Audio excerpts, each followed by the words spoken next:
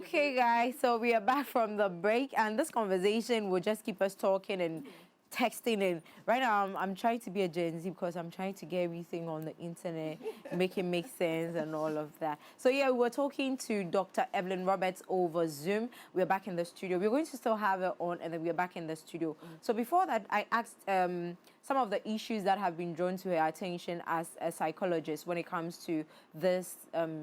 Gen Zoomers, right? And she mentioned depression. Yabitha agrees to that. Mrs. Doku agrees to that.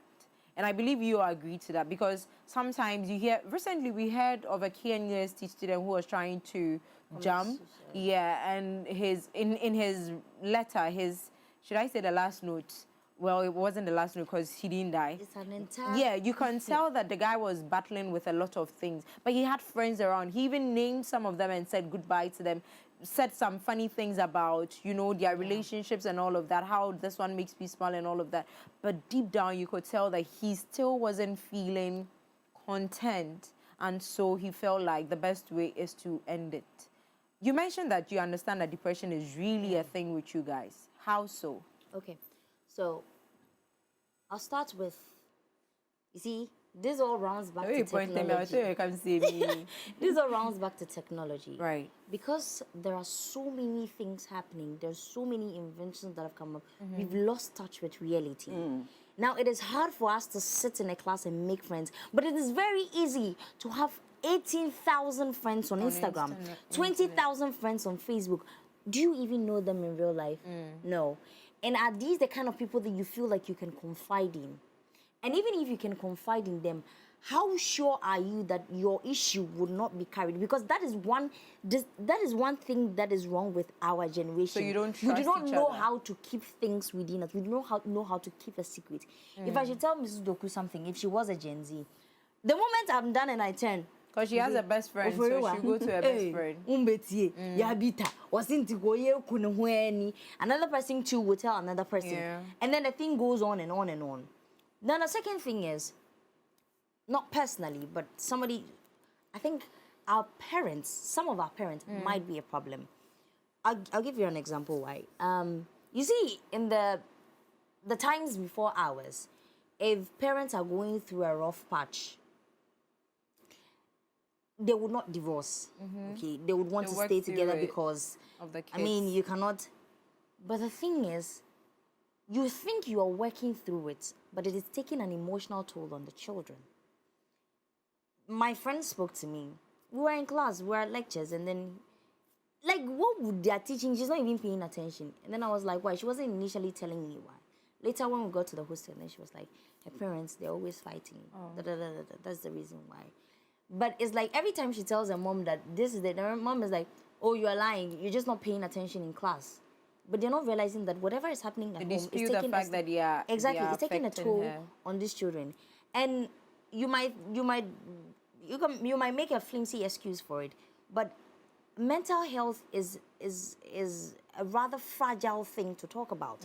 You might think, oh, they are kids, they don't even realize that we are fighting, but they do. Yes, and it affects us not just in our academics, but even in our personal relationships. Now she goes into a relationship and she thinks that fighting in a relationship is a form of love. Yes, and we have people out there, sometimes when you go on Reddit and you read the stories, people think that being abused by their partners is a form of love, which is not supposed to be so. Because we have equally seen people, Gen X's, millennials, that have shown love. We have seen videos of people that have lived 90, 100 years that are showing each other love. Can we not learn from that instead? You get. And then there's the academic stress. Sometimes our teachers think that because there is availability of the internet, you are supposed to know everything. But you cannot even know everything. You cannot even trust everything. Right. Sometimes somebody might tell me, oh, what is technology? Oh, technology is the invention of tools and I'll go to Google. Google is telling me something different. I'll go to Safari. Safari is telling me something different. When you write Google's answer on your answer sheet, your teacher say it is wrong. Now, should I go to my classmate and ask my classmate, what does he know that he's coming to teach me? You see, all of these things come together and it takes a toll on us. And at the end of the day, it circles back to our parents. Now, our parents have to take responsibility of us. And I feel like they're not being very open. We have families where the parents and the children, There's no communication. there's no or communication. relationship. She cannot even speak. Let me use myself as an example. As a child, I was quite sick. Initially, when I told my mom told me that I didn't want to go to school. That was why I was telling her that I was sick. And for 3 years, I had to go through that pain. And I wasn't telling anybody because I feel like if I tell... And you see, I'm very jovial. So when I say I'm sick, people don't believe it. And I am a person that knows how to mask her pain. So even when it's paining me, I'm trying to be like happy. And they didn't believe me. So one time I was lying on the floor, I was telling God, God, kill me, I beg, kill me. That was when my parents realized that, nah, it's serious. Right. They need to take me to the hospital. So this is kind of like a cry out for help. If there's a way parents can be a little bit friendlier with their children, I mean, let the rules be there, but like, be friendly with us. Because this boy that wrote the suicidal note, if he was like, if there was open conversation with his father or his mother, I'm telling you, they would know what was going on with him. Right. Than me like this. If I'm quiet right now, my father will say, "What is going on with you, madam? Something is wrong." So please, these 3 things: academics, relationships, and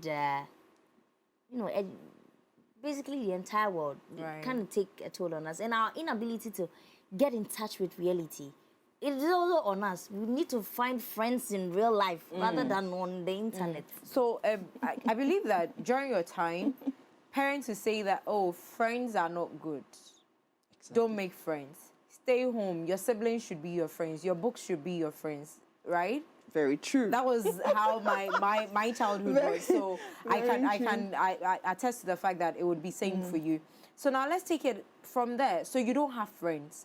They complain about having friends on the internet who are not real life friends. How did you cope without having real life friends, but then being cordial with everybody around you? You go out, you go to school, oh, hello, hi, and that's it. You come back home, it's you, your books, and your siblings. How did you work through that without suffering depression? Well, we want to be real here. In my case, and a bit personal, in my case, my family was a very open family. So we talked. Actually, we could eat from the same bowl and chat for a very long time. I think my parents did that intentionally. Right. So that until today, that bond and that friendship has been... At the same time, I mean, I think they had a measure at which they staged it, at which you were allowed a certain liberty to do certain things. So my father will be, okay, so now you're 14, I want you to go to the bank and do this. And that, and my mother is like, hey, watch this friend. So they are making So there's a balance. They're making you responsible and then also creating the balance for you. I don't know, and that might not be the case for all other families or everybody out there. But then one of the things that I think we can do now to make it work is to make sure that we are creating a certain balance. A certain balance, because in our time, yes, you can't go out there and be friends with everybody. And my father would say, okay, bring your friends home. So I meet them. So I meet them. Because he wanted to know who were my friends. Exactly. And so when I say that I'm going to Ama's house, he knows that he's actually scanned Ama. And do you realize that even, sorry, not to cut you, but then at a point, they create a relationship with the parents of your friends. Exactly. So you can't even lie and say you're going to Ame's place if you're going to Kofi's place, because they would interact and they would know. Right now, I do the same to my son comes to me and says, oh, there's an after graduation party. I'm like, I need to talk to the parent who is organizing this party. If I don't talk to the parent, the rule is that if I don't talk to the parent, then you're not going. Simple. And sometimes now with Snapchat, I'm not on Snap. My kids are on Snap. Maybe the boy went and then the girl's at home and he's like, okay, mommy, come and see this is what is happening at the party. And you know how you're posting everything and snapping. Updating. And so I'm like, okay, so I can actually have an update of, so that's the positive side of, and I can see. And so when he comes back. Well, it's positive till they hide you. Or they block you. Or they block me. But you see, I have created that rapport and openness in the home such that somebody would tell me that, hey, this is what is going on. Yeah. When he was leaving, his uncle said, oh, look, I need to drip you. And I'm like, hey, drip, what is it? I need to drip you. So he took a picture and said, oh, the uncle says I should wear this. And his uncle is, I mean, a bit young, so a millennial, okay. A millennial, yeah. So they kind of rocked, and it's like, okay, let me see what's going on. So the sister comes and says, look at what is. So I watched through, and I'm like, okay, so how come I can see everybody going, I mean, dancing, and I don't see? It's like, oh, because I'm the one doing the video. I'm like, why are you not in the video? Because I don't want to be in the video. You know, I'm like, oh, okay. So yes, there's a positive side to this, a negative side to it, but it all spans from the home, the environment, the openness, how you put the breaks, how you put the balances in there for the child to be able to grow. Because they are at a very, Gen Zs are at a very opportune time where they have access to information and everything, technology, and things are going so fast and changing so fast. So how do we now, so we have to be very open and understanding of what's going on. Now, my kids, they teach me a bit of these things. They teach me how to hook my documents to other places where I can just go on my phone and my whole laptop and do things. Because I wouldn't have, I don't know how I was going to think about all of that. But they teach me. So what you create an atmosphere where you learn from them, and they also learn from, because you know what, they are very individualistic, and they want to be heard. They want, because they have the platform and they have the opinion. They can just sit and millions of people will listen to them. So if in the home they are not being listened to, then they take it out. That's it. And whatever, then some of them will destroy their social capital because they go out there and they do anything and everything. But when they know that, look, whatever issues or whatever depression or whatever I'm fighting with or whatever is going on in my mind, I can go to my parents. I can go to my parents. That avenue is there where we can talk about it. Then it kind of creates a certain cocoon for them, not to be overprotective, but then to create a certain awareness, to create a certain haven for them to be able to express themselves. And then they can sieve through what they put out there so that they can use the technology in a very good way. They can use technology to actually make informed decisions. Because I tell them that it's not everything you see on the internet or everything you see out there that is right. Because as you said, sometimes the definitions you get for one topic is like 101. How do you know which one is right? And from what source and everything? And they'll tell you, oh, this source is credible, this source is not, and everything. I said, okay. But you still need to find out. You still need to do a little more research. Find out from other people who are in the real world. And ask questions. Find out what is going on. Because if you don't do that, so we have to create that environment where, and Gen Z's, from my counseling background, I've realized that they are open. They take their mental health because they're very inactive. Because they are the e-sports, they are playing the games and everything, very inactive. The happy chemicals are flowing in one direction and not the other direction. So they don't do a lot of outdoor activities because they're always, and they are reaching the world from their rooms. Everyone said their cubicles. Exactly, they are reaching the world. So then we need to guide them. Okay. We need to guide them to know that, look, your mental health is important. This is how you do it. We walk them through how to do it. Because yes, they think they know everything, but I saw a picture of how the body of it didn't specify the generation, but they said the body of a person who is like techno-savvy is like crooked because your neck is always out, your back and humped and everything. So that's how. And so physical activities that will help with the producing of these happy chemicals would help. You know, trying to do some gardening, trying to interact with people in the home. Having kids in their rooms the whole time. Sometimes you get home and you don't even see them. They are in the house. So you have to make a conscious effort and knock on, hello, how are you? I'm here, and interact. How has your day been? What has been going on? And then you sit down and you talk about everything that has gone. That's where I'm learning a lot from them, the things that I'm like, they're like my newscasters. I was like, okay, find out for me what's happening here, what's happening there, Okay, great. So just before we go, we have a few minutes to go. Do you think that you Gen Zoomers, right? Do you think you're misunderstood most of the times? On a scale of 1 to 10, 9. Yes. Misunderstood 9 out of 10? Yes. Okay, how so?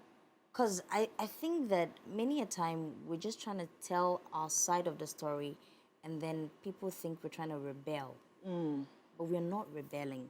Like, I'm trying to talk to you. It's like, let me give you a classic example. Don't you think it has to do with the approach? Okay, that's why I said, let me give you an example. Okay. You've done something bad. Your father has called you to sit. He has called his wife. You went out without telling me. But then I am talking. I am not done talking. You are still talking. I am talking. You are not saying anything. Say something. I am talking. You are still talking. What do you want me to do? Okay. Am I talking now? I should keep quiet. What do you want me to? Okay. You get? What was the reason why I went out? I asked you. Maybe me like this. My father, he's strict. So if you want to go out, you give him 2 weeks notice. That's my dad. Hey, I gave you the 2 weeks notice. You didn't give me an answer. Monday I asked you. Tuesday I've asked you. Wednesday, Thursday, Friday I've asked you. Oh, Saturday I'm gone. Really? That's how it is. But he didn't give you an answer. You see, I am pressing you to give me an answer. And no, an outright no would have been okay. Then I know that I'm not going. But you are not saying yes. You are not saying no. What do you want me? I'm hanging in the balance. What do you want me? And Gen Z can't take that. Exactly. You get? Wow. We are able to understand no is no, yes is yes. But if you're not saying no, you're not saying yes, you're not saying even maybe, oh, I'm gone. What? So, and I feel like, you see, once that happens, we start to think that, oh, my parents might not even understand me. My friends might not even understand me. I have to do things on my own. That's when the fake responsibility comes on us. I feel like I need to be responsible about my life. I have to take charge of my life. That's when the downfalling starts to. Then everything just goes downward. Downhill. You get. Then that 1% that I said, sometimes we are our own problem. You, the Gen Z. We are our own problem. Okay. Because I can count the number of times that I have been to an event where you know that, hey, this my friend wasn't supposed to be there. Why are you here? Well, my father said no, but me, I came. It is look, at some point, we are our own problem. Okay. And then again, it comes back to how the person was raised at home. Me, I know that if my father says no and I go there, unless I go and ask for some pastor to come and beg for me, because he will deal with me when I come home. So I know how to act. But for some other people, their parents might not be like that. So they can go at any time and come at any time. That's why I say 9 out of 10. Sometimes we just want to be heard.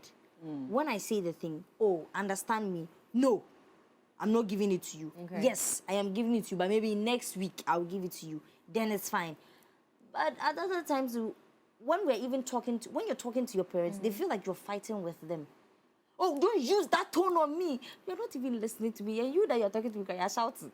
So what do you mean? Because you're trying to be heard. You're also trying to be heard. So it's conflicting. But then again, if we had an atmosphere in the house where it was more open, oh, Dada, please, I wanted this. Oh, Mama, I wanted this. Oh, no.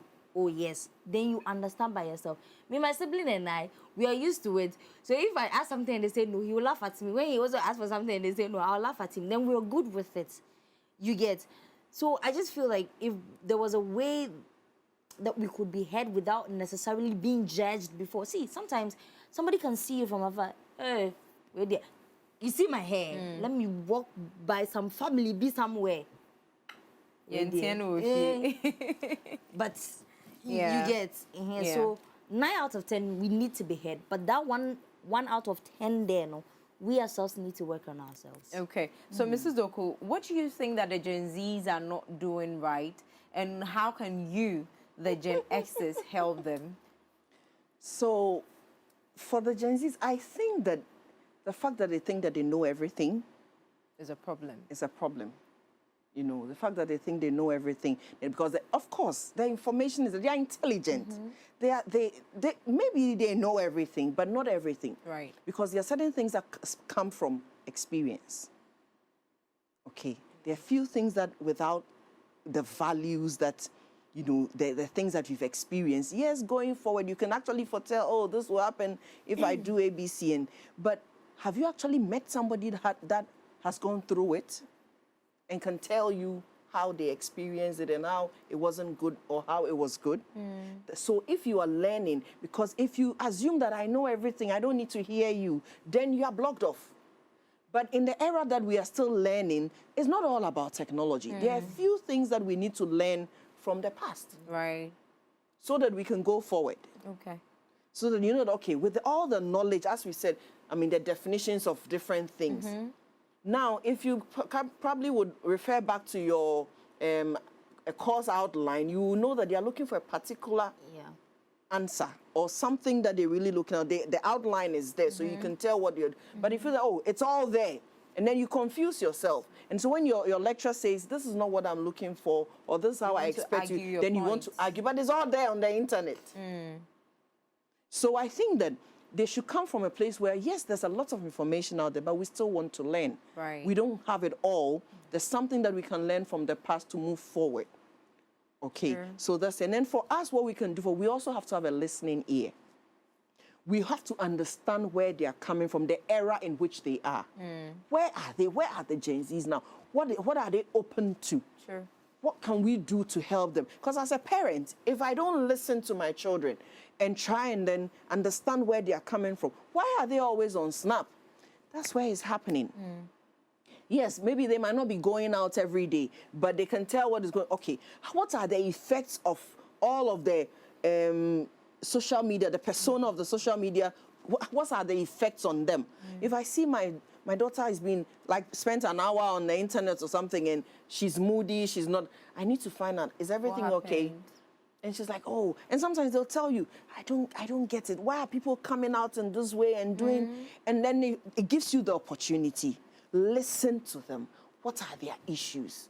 Listen to them, and then find an appropriate answer give for them. Great, great. So let's quickly talk to Dr. Evelyn before we say goodbye to her. Dr. Evelyn, are you there? Hello? Okay, sure. So I was just going to ask this. Should everything be about technology now? Can the Gen Z take a step away from technology and learn, or people say, or like we say, if you're nyansa, I was going to say this. My mom every day, if you're nyansa, school nyansa. Learn these things and then add what technology, or add technology to it, and I believe you become a full package. But then why do they constantly dwell on technology and then rubbish every other thing? Is it possible I think because we've seen other people do it and then we think it's just the right way. And until you get somebody to correct you, see, we are like stubborn goods. Are you ready to listen? That's the problem. Not a lot of people are ready to listen. Not a lot of people are ready to listen. You get, but once you get a word that you know that, oh, okay, so Bitha, let me quickly talk to Dr. Evelyn and then I'll come to you. Dr. Evelyn, good to have you back. Can you please unmute yourself? Hello? Yeah, it's good to be back. I'm sorry. Yes, that's fine. So quickly, I just wanted to ask, can the Gen Zs move away from technology and come to the real world, fight the real world battles, or live the real world life, and then later on learn everything, the Ifeanyansa and all of that, and then add up technology to it? Is it possible? I think, well, with the world that we live in right now, to totally and completely move away from technology will be difficult. Okay. But what is possible is to try to really balance it out, because I know that sometimes you will see that maybe someone has gone off social media, they are doing a social media fast, for example. So that's one thing that can be done, fasting from social media from time to time, and really also understanding the place of social media, being able to use it for its advantages, and then being mindful and cognizant of the disadvantages that social media presents, and then really steeping yourself in the real world as well. So I think it's a balance. It's a balance, because to totally remove yourself right now is going to be difficult, because it really does have its advantages. Right. So would you, in a twinkle of an eye, take up an opportunity to be a Gen Z? Oh, no. I love that. Okay. I know. I love what we had. I Okay. love that I lived in the world where the world before this whole like internet, when you used to it's either being on the internet or having the phone calls coming through in the house. Yeah. It was like it's like one or the other. Using discs, to save Yes. yeah. So I mean, these are experiences that we didn't know we cherished them at the time, but then it was Sure. nice to see that and Sure. to see that transition. Sure. So I know I would not take Trade exchange that them. for a world, All for the right, whole Dr. world. Evelyn, thank you so much for joining us. Thank you so much for your time. We hope to have you in the studio on our next episode. Thank you so much. Have a great evening Thank and you. enjoy yourself. You Thank you. All right, bye. So now, ladies, we are wrapping up, right? We've talked at length. I just want to find this out from you. Would you take up an offer to be a Gen Z, even if it's for a day? And would you want to take up being a millennial, even if it's for a day? So I'll start off with you. I think I love where I am. I just want to be just Where you where are. I am Yeah. and be okay with it. Because you see, I still get the opportunity to have a peek of their world because of my kids and because of what I do, and to be able to understand them. And so somebody must bring something different to the table. Right. And so I want to be where I am so I can actually contribute and also be able to have a peek of what is going on there and help that generation as well. Okay, beautiful. How about you, Bita? Okay, I'm saying this and I'm speaking for myself only. I don't know. I would take up any opportunity to be a millennial. I miss the days of cantata. I miss the days of concert parties. Did you see cantata and I concert did. party? How old were you? Oh, my father, classic man. Oh, he recorded all of those things and then great. showed So us. you didn't miss the days. You came to see. Right, and I feel like there was a lot more law and order than it is now in the world, and that is why we have so many teenage deaths going around, teenage The nonsense, suicides and all of quote that. and unquote, going on around. And I feel like the best time to be alive is now, but the best time to live is then. Okay, so she said it. She took the words out of my mouth. I am a millennial, proud one, and I would always and forever want to be a millennial. Watching these young ones roll around in town and feel like they're on top of their game. Do you know when we were switching from the disc and the Walkmans to the iPods? Like, people don't understand. I don't know if you can relate. So people don't understand this. We were just, we didn't even have the disc and the Walkmans were the ish thing.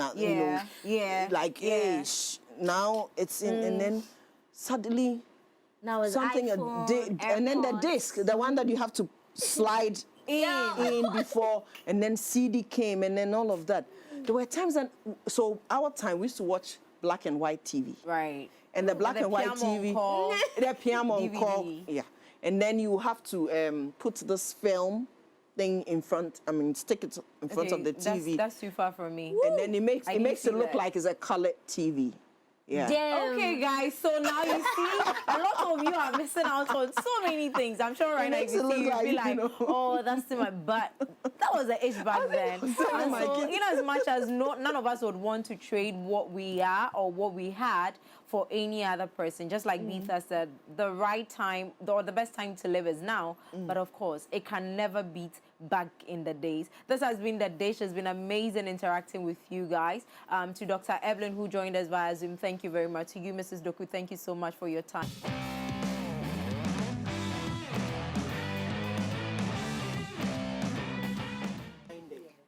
Okay, guys, so we are back from the break, and this conversation will just keep us talking and texting. And right now, I'm trying to be a Gen Z because I'm trying to get everything on the internet, make it make sense and all of that. So yeah, we were talking to Dr. Evelyn Roberts over Zoom. We're back in the studio. We're going to still have her on, and then we're back in the studio. So before that, I asked some of the issues that have been drawn to her attention as a psychologist when it comes to this Gen Zoomers, right? And she mentioned depression. Yabitha agrees to that. Mrs. Doku agrees to that.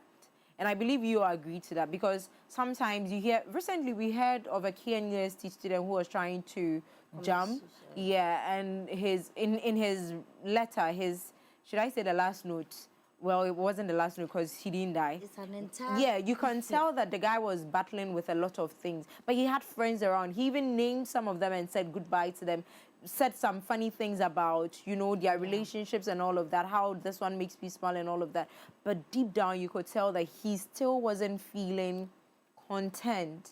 And so he felt like the best way is to end it. You mentioned that you understand that depression is really a thing with you guys. How so? Okay. So, I'll start with, you see, this all rounds back to technology.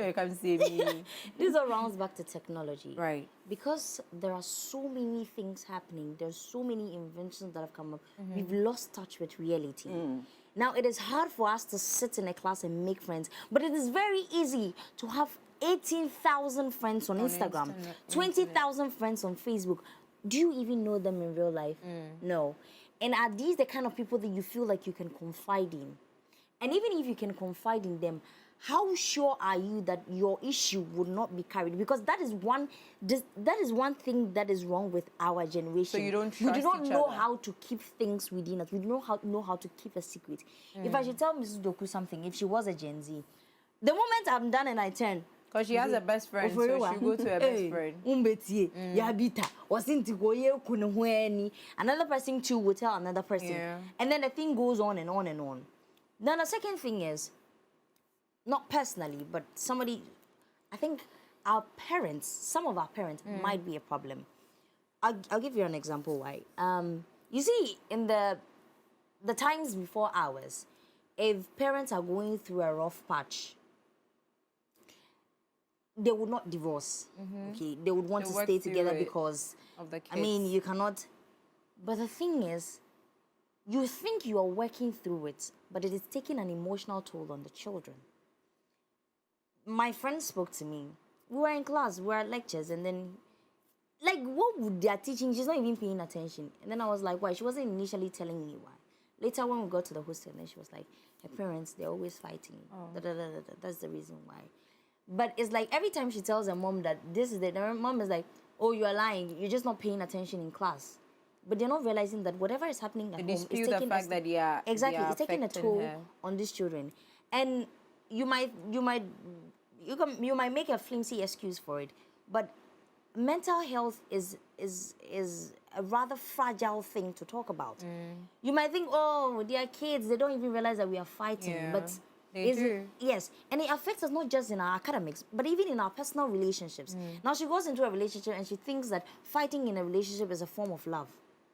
Yes, and we have people out there, sometimes when you go on Reddit and you read the stories, people think that being abused by their partners is a form of love, which is not supposed to be so. Because we have equally seen people, Gen X's, millennials, that have shown love.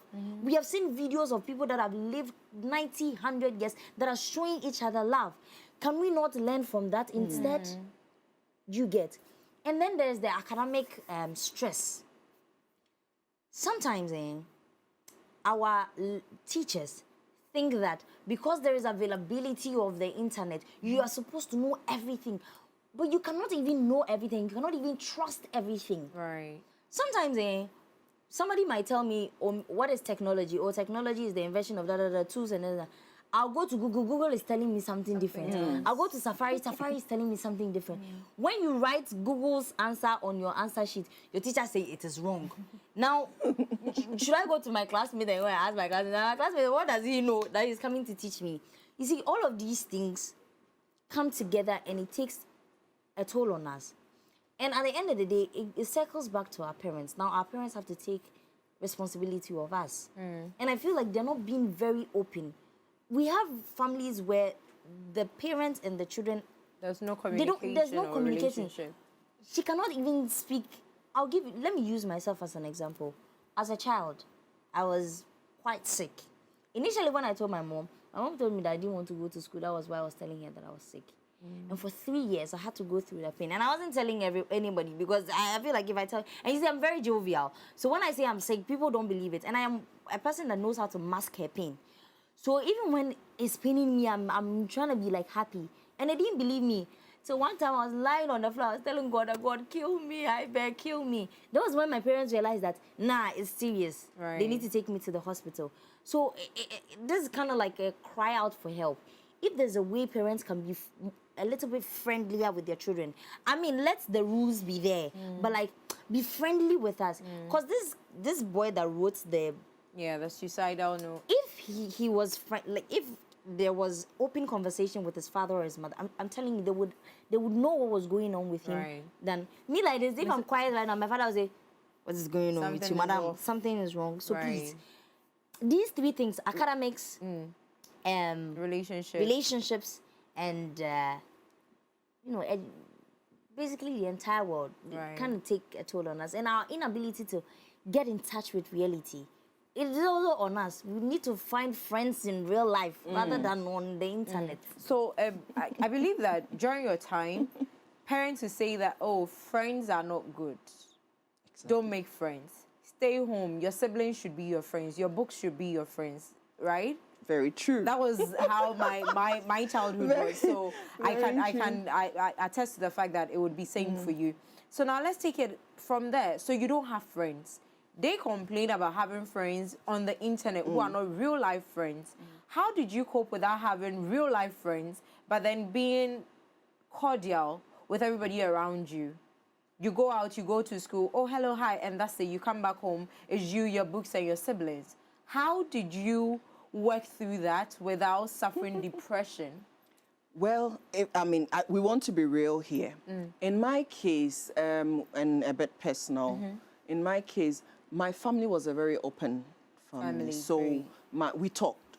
Actually, we could eat from the same bowl and chat for a very long time. I think my parents did that intentionally. Right. So that until today, that bond and that friendship has been...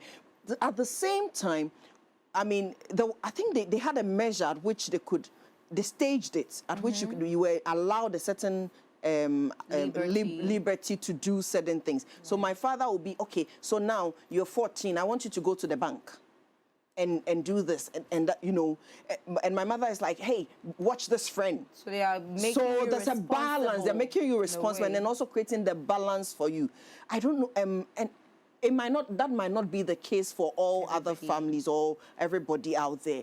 But then one of the things that I think we can do now to make it work is to make sure that we are creating a certain balance. A certain balance, because in our time, yes, you can't go out there and be friends with everybody. And my father would say, okay, bring your friends home. So I meet them. So I meet them.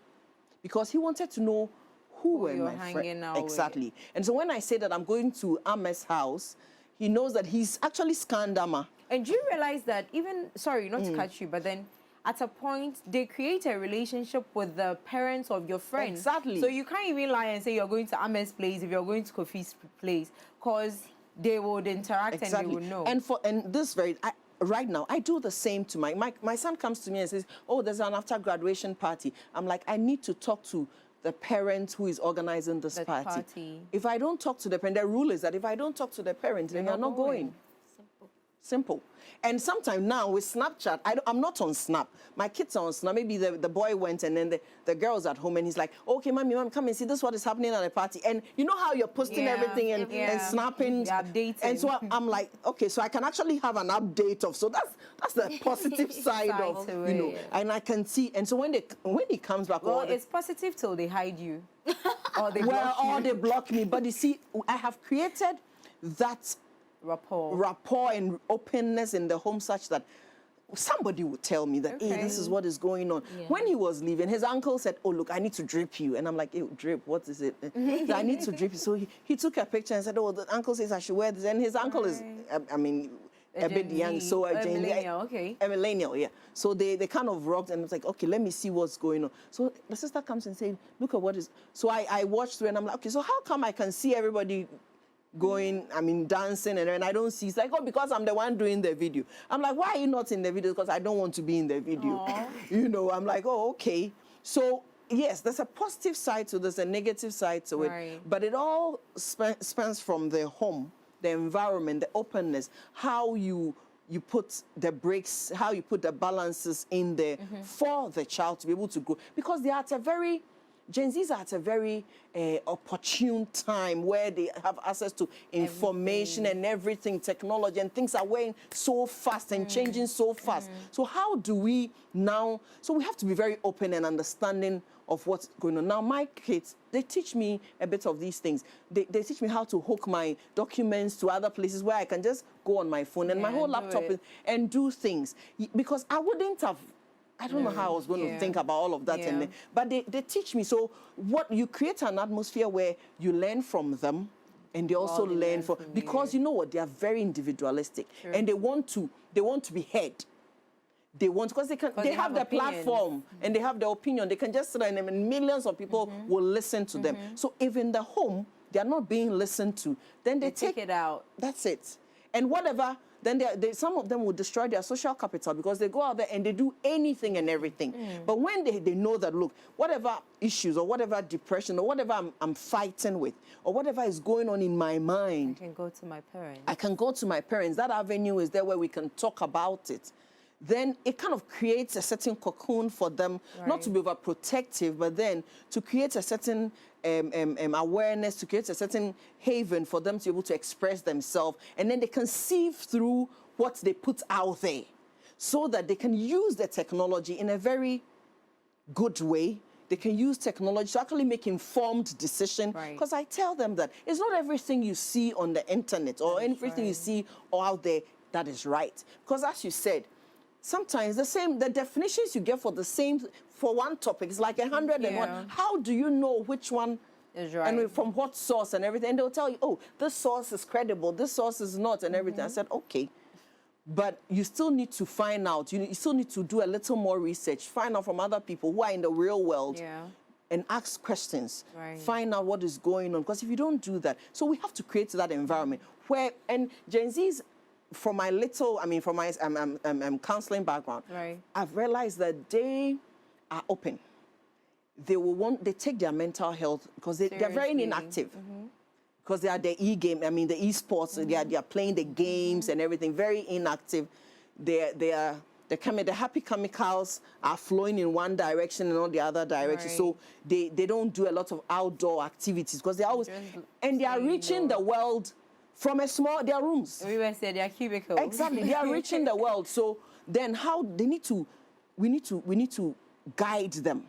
Okay. We need to guide them to know that, look, your mental health is important. This is how you do it.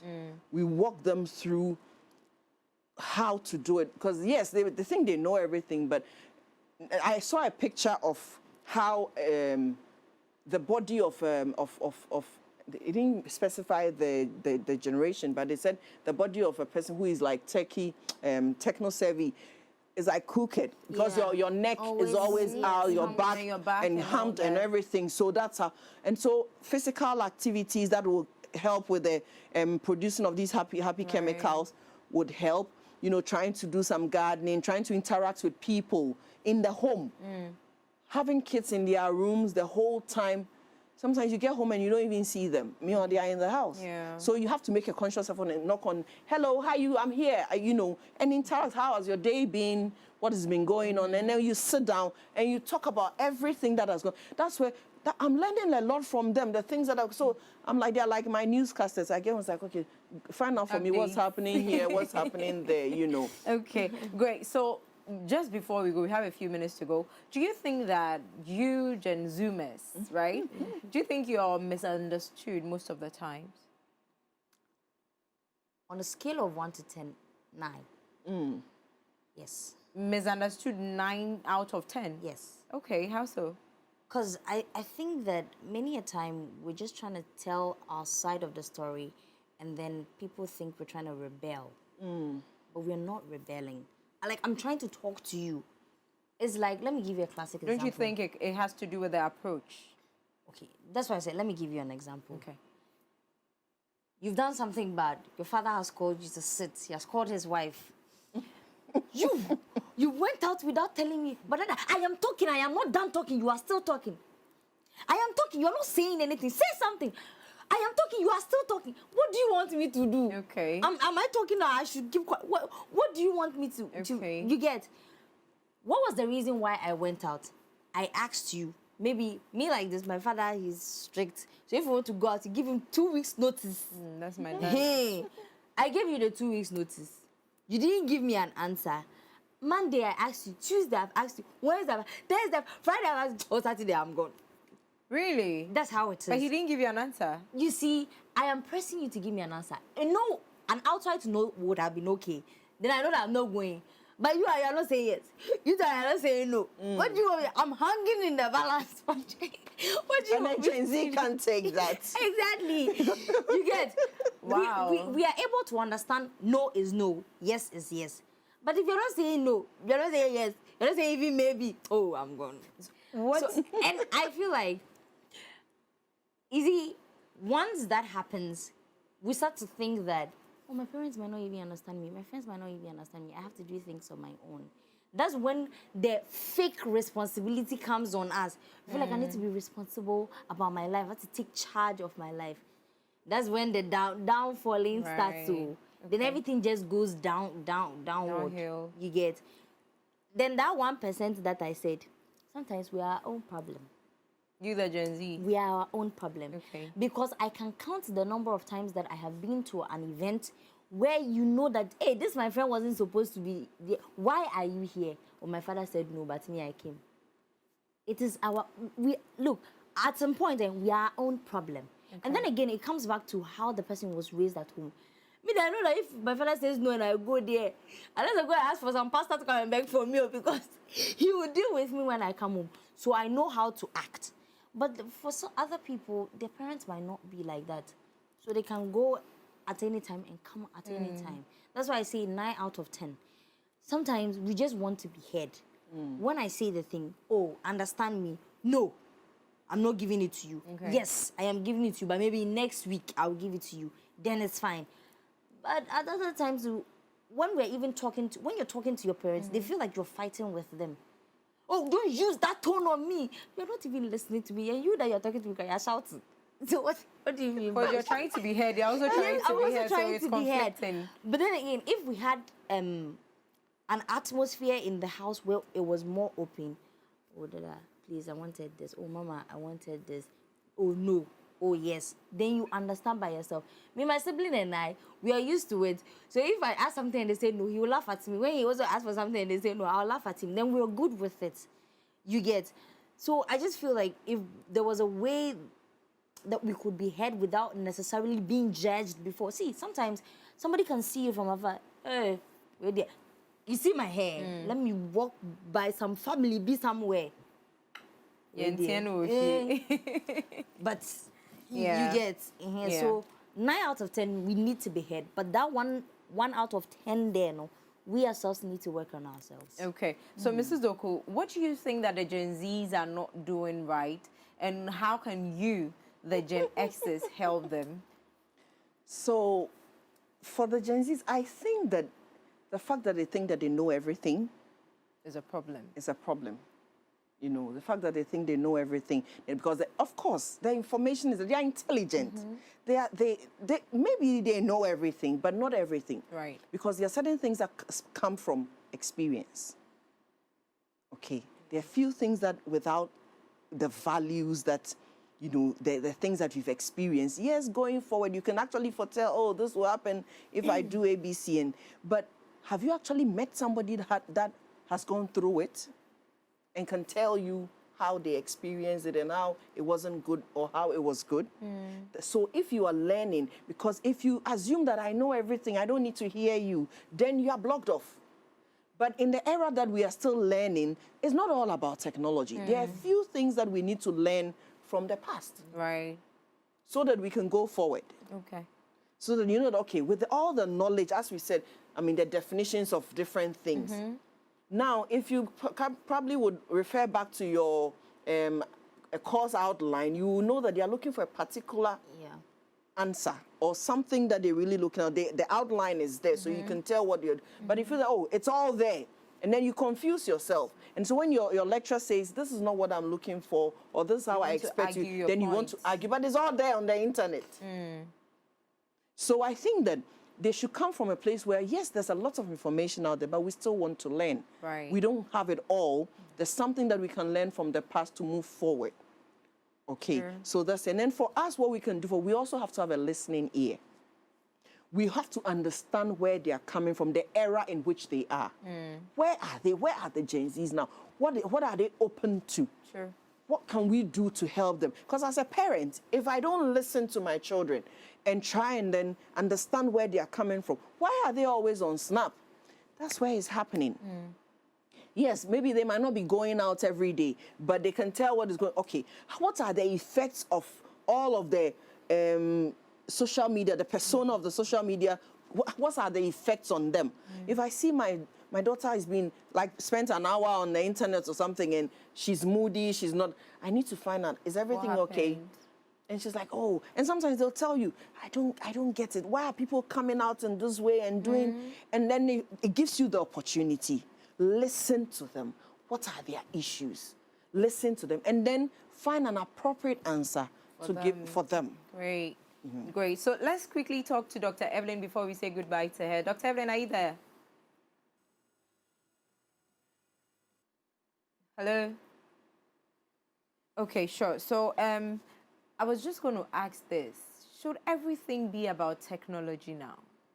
Can the Gen Z take a step away from technology and learn, or like we say, if you nyansa? I was going to say this. My mom every day, learn these things and then add technology to it, and I believe you become a full package. But then why do they constantly dwell on technology and then rubbish every other thing? Is it possible I to think because step we've away? seen other people do it and then we think it's just the right way. But it doesn't And make until it you right. get somebody to correct you, see, we are like stubborn goats. Are you ready to listen? That's the problem. Not a lot of people are ready to listen. Not a lot of people are ready to listen. You get. But once you get a word that you know that, oh, Okay, he or so she Bitha, let is- me quickly talk to Dr. Evelyn and then I'll come to you. Dr. Evelyn, good to have you back. Can you please unmute yourself? Hello? Yes, it's good to be back. I'm sorry. Yes, that's fine. So quickly, I just wanted to ask, can the Gen Zs move away from technology and come to the real world, fight the real world battles or live the real world life, and then later on learn everything, the Ifeanyansa and all of that, and then add up technology to it? Is it possible? I think, well, with the world that we live in right now, to totally and completely move away from technology will be difficult. Okay. But what is possible is to try to really balance it out, because I know that sometimes you will see that maybe someone has gone off social media, they are doing a social media fast, for example. So that's one thing that can be done, fasting from social media from time to time, and really also understanding the place of social media, being able to use it for its advantages, and then being mindful and cognizant of the disadvantages that social media presents, and then really steeping yourself in the real world as well. So I think it's a balance. It's a balance, because to totally remove yourself right now is going to be difficult, because it really does have its advantages. Right. So would you, in a twinkle of an eye, take up an opportunity to be a Gen Z? Oh no, I love Okay. I know.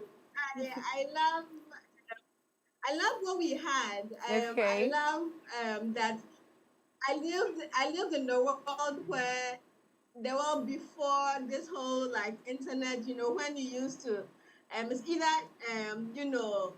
being on the internet or having the phone calls coming through in the house. You know, it was like it's like one or the other.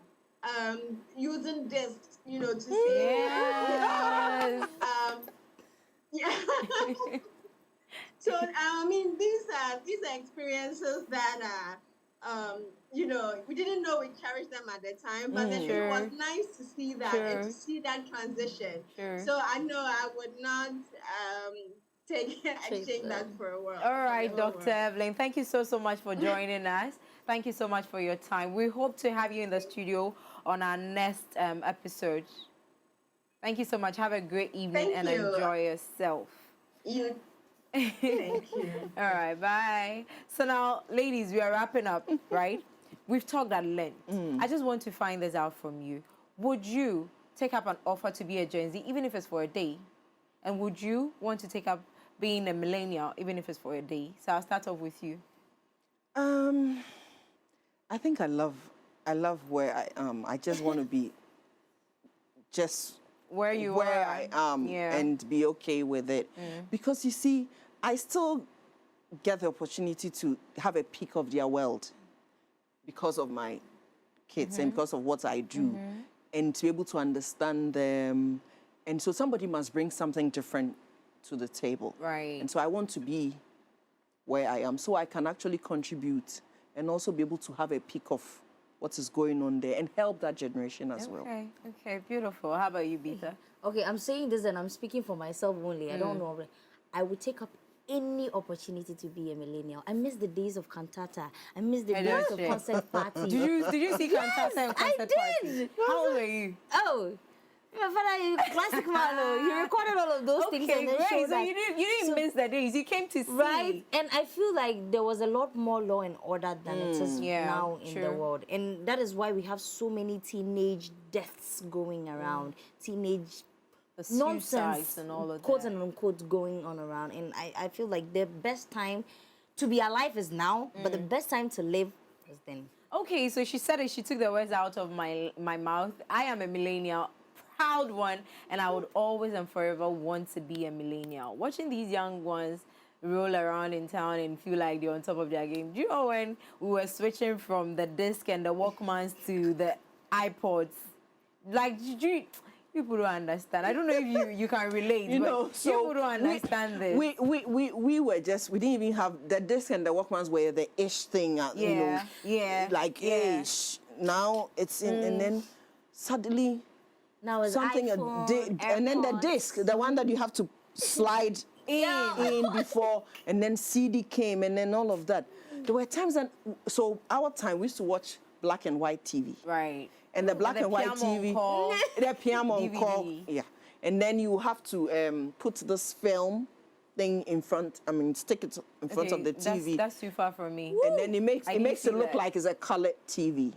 Yeah. Damn. Okay, guys. So now you see, a lot of you are missing out on so many things. I'm sure right now if you see, you'll be like, oh, that's too much. But that was the age back then. And so, in as much as none of us would want to trade what we are or what we had for any other person, just like Bitha said, the right time or the best time to live is now. But of course, it can never beat back in the days. This has been The Dish. It's been amazing interacting with you guys. To Dr. Evelyn, who joined us via Zoom, thank you very much. To you, Mrs. Doku, thank you so much for your time. To you, the beautiful Tabitha Kum, thank you very much. She thought I wasn't going to say that, but I'm going to say that. So until same time next week, catch the repeat right here on MX24 TV. My name is Oforiwaa. Thank you for tuning in.